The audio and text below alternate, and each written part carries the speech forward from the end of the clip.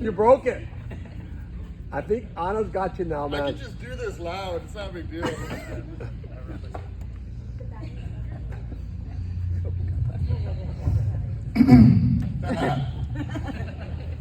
So last night I was writing this speech, and I did it in different parts of my house, my thinking spots, you know, the porch, my couch, the toilet, the important places where you do some heavy thinking.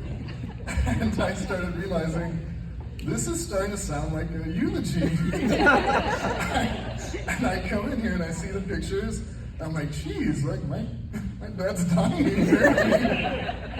But he's not dying. Because if you ever want to see him after this retirement, he'll be at his house, in the garage, loading ammo, working on carpentry. So he'll always be there. So if anybody wants to see him, he's going to be there most of the time. Me and my sister, we inherited public speaking from my father. And it got me thinking about inheritance and what it means. We think of inheritance as money, wealth, land, jewelry, something to pass to our children.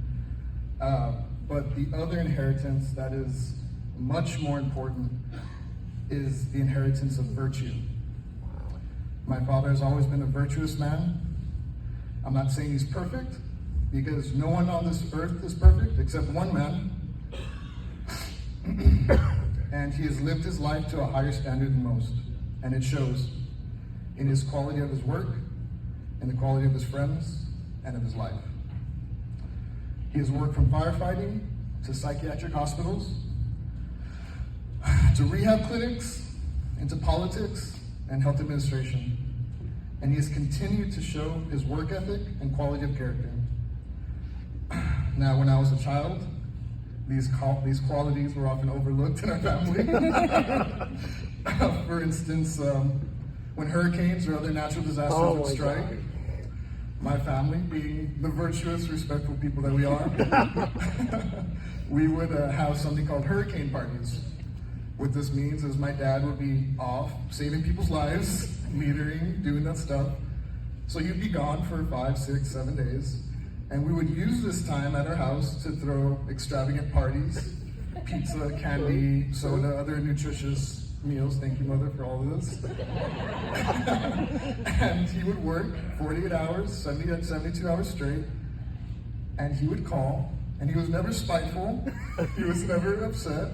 He would ask, what's going on? Give me the funny stories. And to this day, we still talk about hurricane parties. Anytime there's a storm, we discuss these hurricane parties.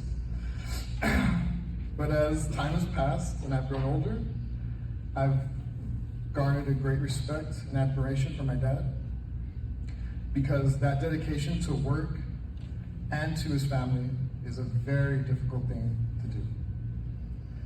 When I was in high school and in college, I was pretty popular with some of his friends, and I thought it was because of me, but as it turns out, most of the time, it was not because of me. It was because of my dad. And he was known on Fridays to pick up me and some of my friends from school, maybe illegally, I'm not too sure how that worked, but he would take other boys out of school with me, and we'd go watch the newest movie, Star Wars, The Matrix, Harry Potter, whatever. And I garnered a close group of friends who I thought were my friends, but it turns out they were there because they needed something in their life. And it took me a bit to figure out what that was.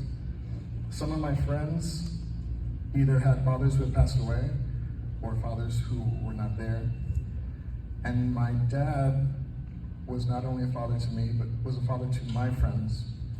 He would teach them how to use tools. He taught them how to skin a deer. He taught them how to be a man. And again, I didn't appreciate this. As I got older and I left the house, sometimes I would come back to steal some food from the refrigerator, and I'd still see those friends there. Yeah. And my dad will be helping them with their first day of college, their first resume, the first death in their family, because his quality of man and his ability as a father was to be a father for these boys and these men who needed it. These qualities are what I have inherited and what I plan to give to my own kids and my own family.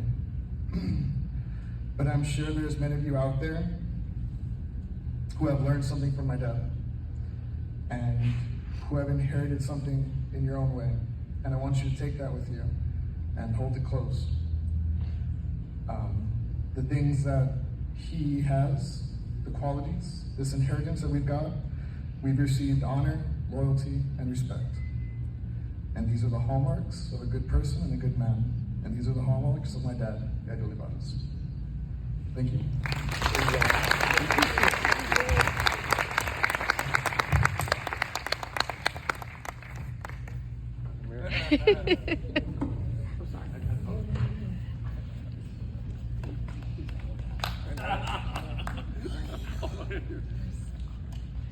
He and his sister